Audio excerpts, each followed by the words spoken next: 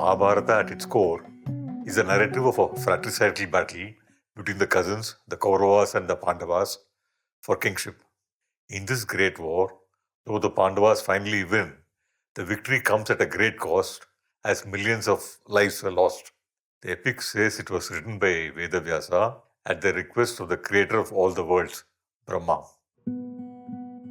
Brahma, who could see the values and ethics in the world crumbling, had asked sage Vyasa, who had compiled the four Vedas, to distill their essence and present it as a narrative accessible to all.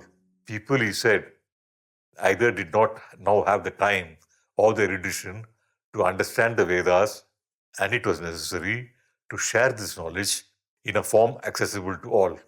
As Vyasa understood the Vedas, he would be the correct person to transmit its knowledge in a simpler form. That is why the Mahabharata is called the fifth Veda in these traditions.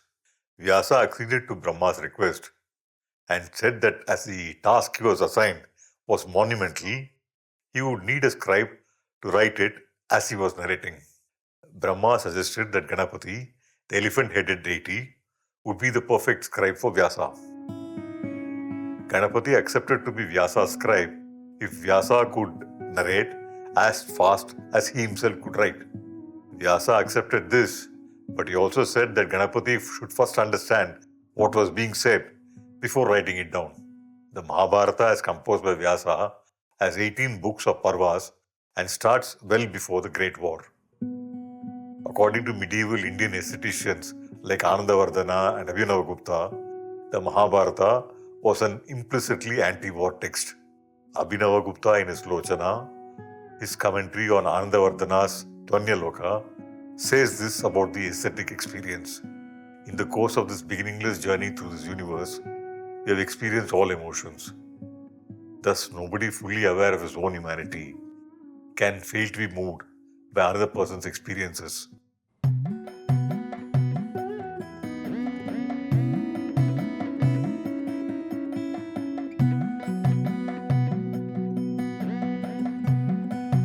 The Mahabharata begins by describing itself.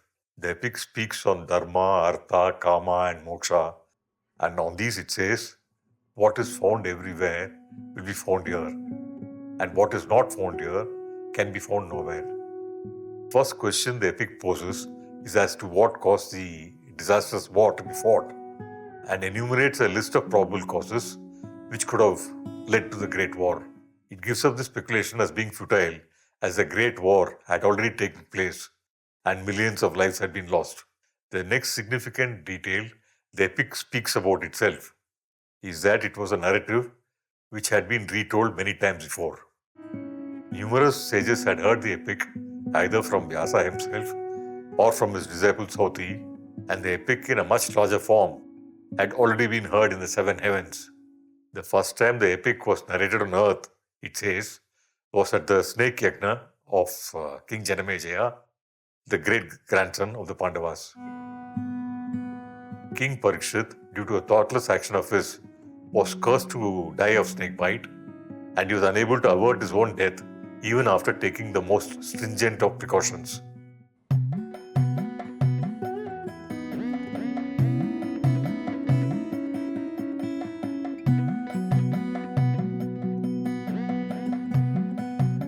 Janamejaya, to avenge his father's murder, decided to perform the snake yajna, the purpose of which was to rid the world of snakes. His yajna was doomed to failure, as snakes in Indian traditions represent the fruits of one's actions or its karma. What in effect Janamejaya wanted to do was to free action so that no action will have any repercussions. This is obviously undesirable, as it would lead to an amoral, immoral universe where anybody could do anything with impunity. So Janamejaya was asked to listen to the epic, to learn about the ways of karma, and to ruminate on what it meant to lead an ethical life. All these details are narrated in the first terse 50 verses of the epic. The first voice of a person who was directly involved with the war and who speaks in the epic is the blind king Dhritarashtra. Dhritarashtra was the father of the Kauravas, whose antagonism with their cousins the Pandavas led to the Great War. It it is significant that in a narrative of war, the first voice that is heard is the voice of the vanquished. Here Dhritarashtra addresses Sanjaya, his charioteer, and the raconteur who narrated the events of the 18 days of battle as they were happening to the blind king. When Dhritarashtra speaks, the war is over and all his sons have been killed with enormous destruction of both sides of the opposing army. Dhritarashtra says, "Listen to me, O Sanjaya. Listen to all I am now about to say. You will then find that it's not worth to treat me with contempt. You are learned in the Shastras, you are intelligent and possessed of wisdom. My inclinations were never for war, nor did I feel pleasure in the destruction of my race. I felt no difference between my sons and the sons of Pandu. My own sons were wayward, and they hated me because I was old and blind. I bore all on account of my miserable state and for paternal affection. I was foolish and thoughtless, and Duryodhana grew in folly."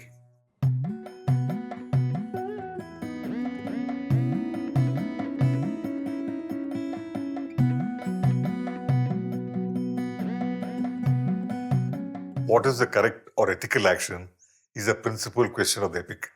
The epic at one level is a compendium of multiple stories of people addressing the various ethical dilemmas in their own life, all framed against the narrative of the Great War. The epic travels back and forth in time, narrating many mirror stories which add nuances to the ethical dilemmas of the protagonists of the Great War.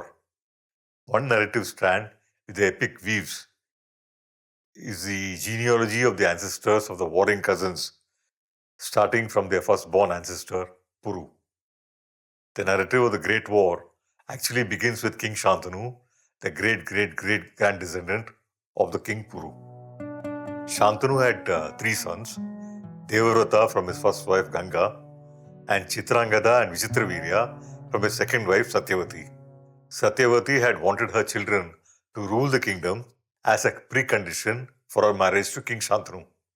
King Shantanu's firstborn son, Devavrata, had hence renounced his right to rule and had also taken a vow of celibacy so that he would have no children to contest the kingdom with his half-brothers. This is why he was henceforth known as Bhishma, or the one who had taken a terrible vow. In Indian traditions, to die without leaving a progeny behind is the worst curse to a human being, and Bhishma voluntarily taking this upon himself is one framing narrative to approach the epic. On King Shantanu's demise, Vichitravirya became the king under the guardianship of his elder brother Bhishma. His elder brother and rightful heir, Chitrangada, had been killed by a Gandharva of the same name, leaving Vichitravirya as the sole claimant for the throne. Vichitravirya married 2 sisters, Ambika and Ambalika, but died too early, leaving no heirs behind. The first narrator and composer of the epic, Vedavyasa, enters his own narrative at this point. Vyasa, who was the firstborn son of Queen Satyavati and the sage Parashara, and is requested by his mother to ensure that the Puru dynasty does not end with the death of her son Vichitravirya. The storyteller Vyasa fathers 3 children with Ambika, Ambalika and their maid. These are the grandchildren of Satyavati and heir to the kingdom, Dhritarashtra, Pandu and Vidura. As Dhritarashtra was born blind, his younger brother Pandu is crowned the king.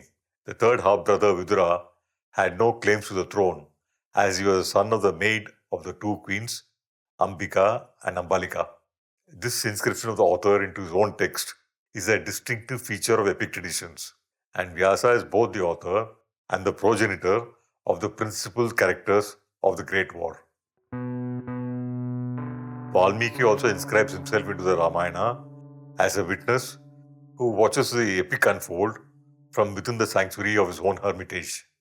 Vyasa, the author of the Mahabharata, keeps intriguingly entering his own narrative at crucial junctures, while Valmiki's hermitage becomes a sanctuary for Rama's sons Lava and Kusha, and Valmiki himself becomes the final facilitator in reuniting Rama with his 2 sons. This inscription of the author into the text immediately makes it self-reflexive, and this self-reflexive quality is meticulously maintained in all narrative and performance traditions of the epic. As A.K. Ramanujam aptly puts it, as a listener, you are simultaneously both within the epic and outside it. By a curious process, which this project will explore, listening to the epics is simultaneously also a listening to of one's own story. The other element which unites epic traditions is that all popular epics are finally stories of Vanavasam and return. As one storyteller whom I recorded said simply, that to be a good king or even a good human being, periodically one has to leave one's zones of comfort and live in the forest. Here one has to kill the demons both within and outside of oneself. Only then, he said, a return was possible.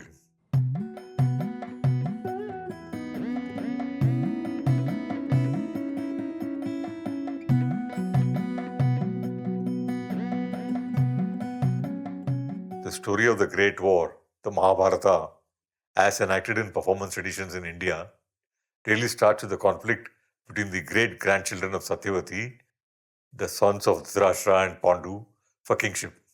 Dhritarashtra had 100 sons, with the eldest of them, Duryodhana, staking his claim for kingship.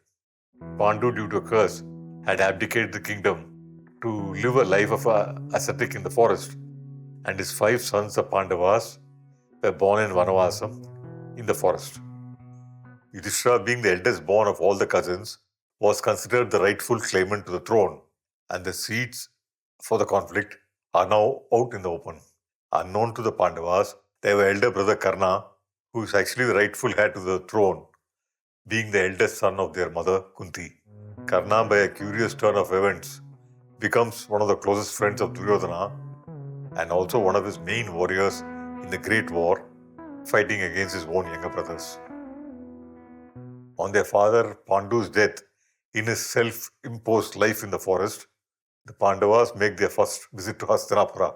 Here they live with their cousins the Kauravas under the guardianship of their grandfather Bhishma.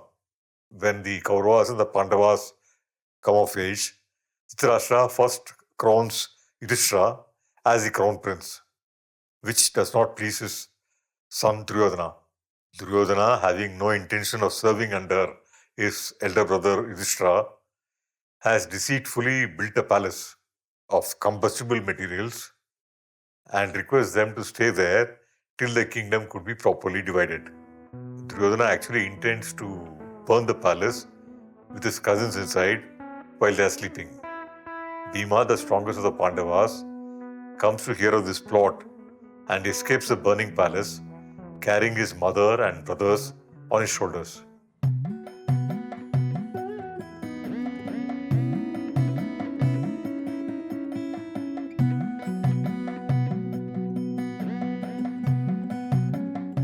This begins the second Vanavasam, or period of living in the forest, for the Pandavas. The Pandavas are now forced to live incognito, still under threat of death from their cousin Duryodhana. Their fortune changes when Arjuna, in the disguise of a poor Brahmin, wins the hand of Draupadi, the princess of Panchala, in marriage. With this alliance, the Pandavas find their first strongest ally in Drupada, the king of Panchala. With the support of the Panchala kingdom and of Krishna, other kings also pledge their support to Yudhishthira, and the prospect of a fratricidal war amongst the cousins becomes a distinct possibility. Duryodhana, to avert an inevitable war, is forced to concede land to the Pandavas. Reluctantly, Duryodhana gives them an inhospitable tract of forest land as their share of the kingdom.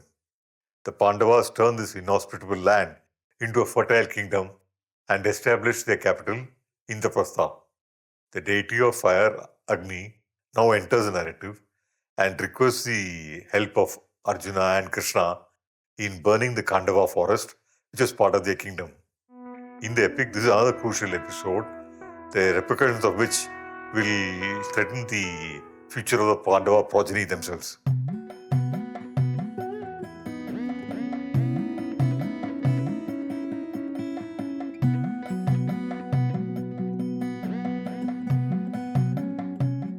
The forest is ruled by a king of snakes, Takshaka, who fights Arjuna and Krishna when they try to burn the forest in order to protect his own family and kingdom. Takshaka escapes the forest fire but loses his entire family and makes a vow of killing the Pandava progeny in retaliation. This he fulfills when he kills King Parikshit, the grandson of the Pandavas, accentuating the inherent self-reflexivity of the epic. The killing of King Parikshit is the primary cause for the epic to be first narrated on earth to Janamejaya, the son of King Parikshit. Yudhishthira, on establishing his kingdom at Indraprastha, has now become a powerful monarch, with all the kings of the land declaring their allegiance to him. Krishna advises him to consolidate his power by performing the Rajasuya Yagna, in effect declaring himself the Chakravarti or the emperor of all the lands under his domain.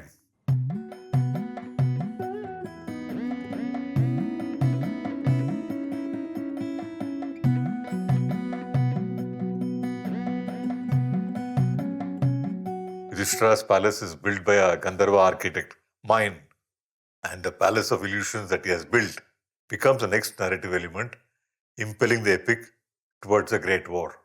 All the kings of the land are invited to the ceremony, and the Kauravas are given pride of place, as finally speaking, they were a part of the family.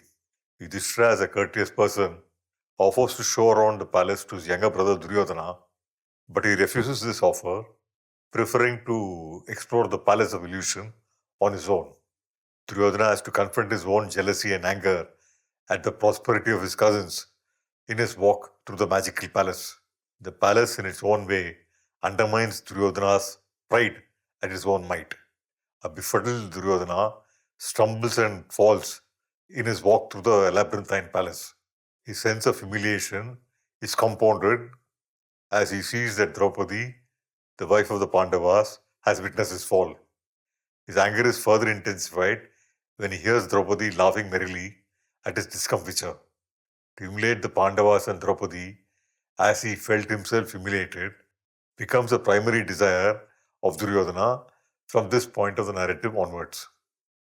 Duryodhana confers with his principal advisor, his maternal uncle Shakuni, to plot the Pandavas' downfall.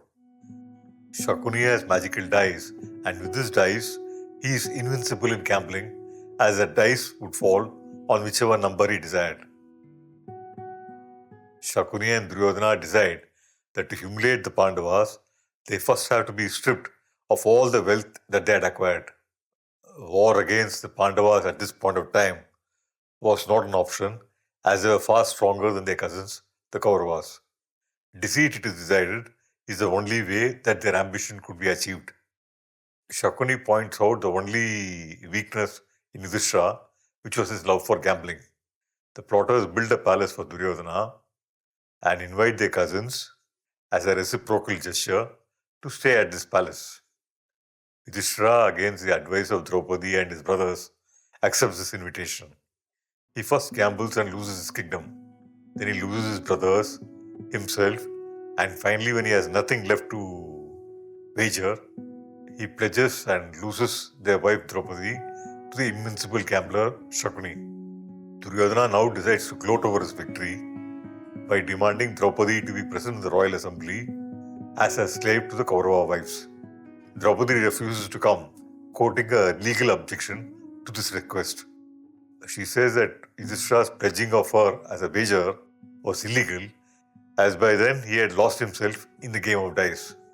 Her question being as to how a person who had lost himself could pledge another person. A furious Duryodhana sends his brother Dushasana to forcibly drag Draupadi to the court. To further humiliate her, he asks Dushasana to publicly disrobe her in the open court. The attempt of Dushasana to disrobe Draupadi is foiled by the magical intervention of her brother Krishna, and Draupadi pledges that she will not be satisfied until the entire Kaurava clan is decimated.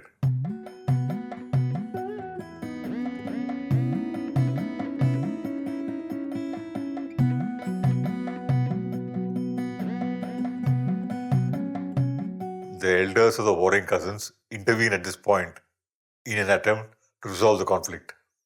Initially, Dhritarashtra gives back the kingdom and the lands of the Pandavas at loss back to them. And as the Pandavas are about to depart from Hastinapura, Duryodhana gets scared. He convinces his father to call back the Pandavas, and one more game of dice is played.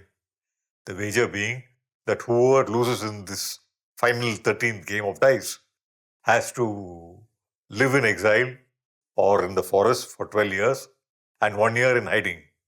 Yudhishthira loses this 13th game of dice also, and the Pandavas leave for their third and final Vanavasam, where they have to live 12 years in open exile in the forest and 1 year incognito.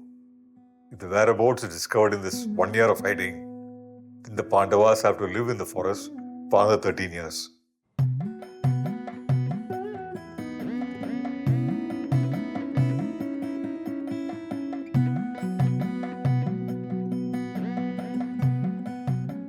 Once the Pandavas have successfully completed the 13 years of Vanavasam, the elders say Duryodhana would return back the kingdom of Yudhishthira.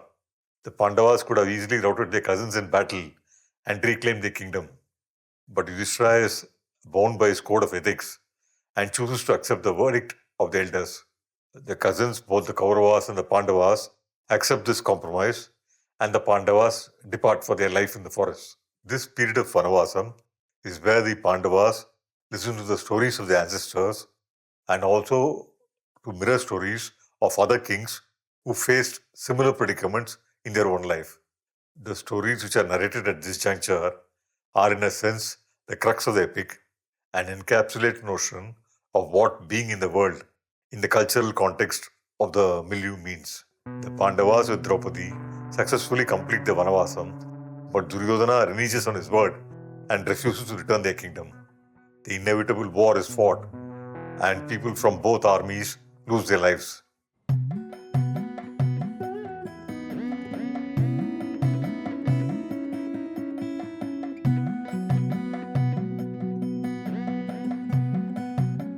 The Pandavas discover too late that Karna was the eldest brother, and he too dies a meaningless death.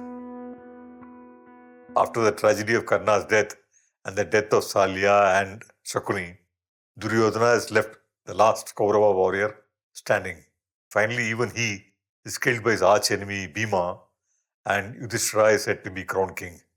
A grief-stricken Yudhishthira is reluctant to be crowned king at the expense of so many lives and so much human suffering.